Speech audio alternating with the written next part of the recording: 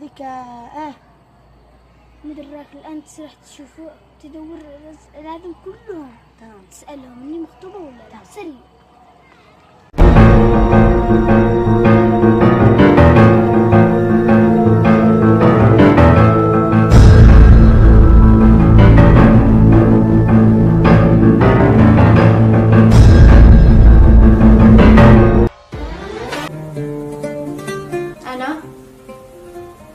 كيفك؟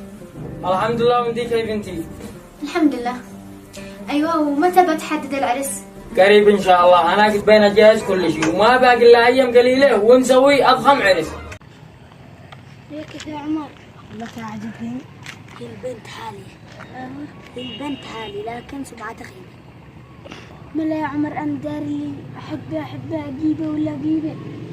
معلش حاول فعلاق كيف عمل هي مخطوبة؟ مخطوبة زعما لواهم أو الرقم معها أنا يحبوا بعض الاثنين. أنا شو راح أدي لك قياس وأنت تغري أبوهم القياس.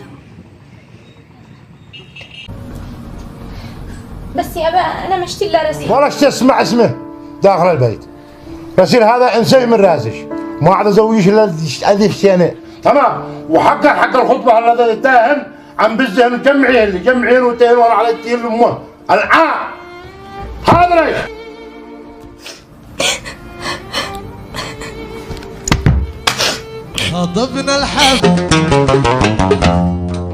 خاطبنا الحبيب نعدنا الزبي وتم النصيب. اخرج عن جارتنا وارجع. سيري وارجعي بسرعة.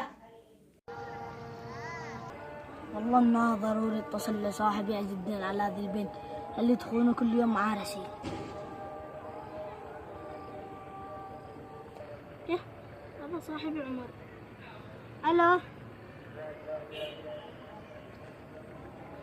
تعال يا عز الدين، يا البقاء حقان محدد سرع وبتأخر. يلا الآن سجل.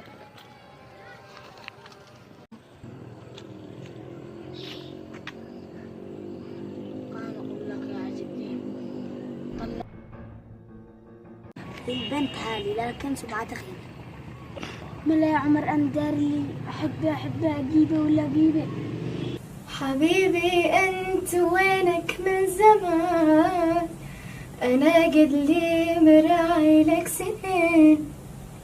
أنا يا بويا أنا يا بويا ورد على الماء نزل وديبنا ومار جنبي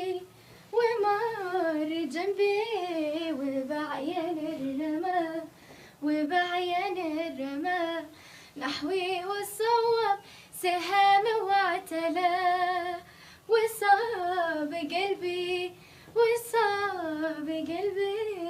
أنا يا بويا.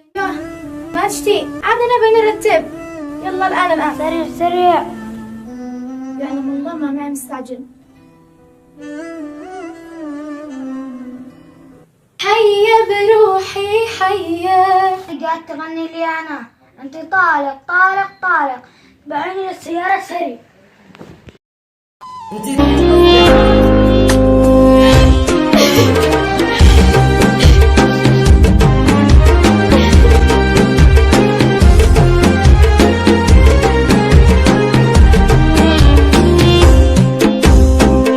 يا حبيبي والمشاعر فقده كف الحنان وإن رايح لتوادع تجمل يا جميل لأجل حبك امتجاهلنا قيود الاتزان لأجل عينك امتعدنا حدود المستحيل.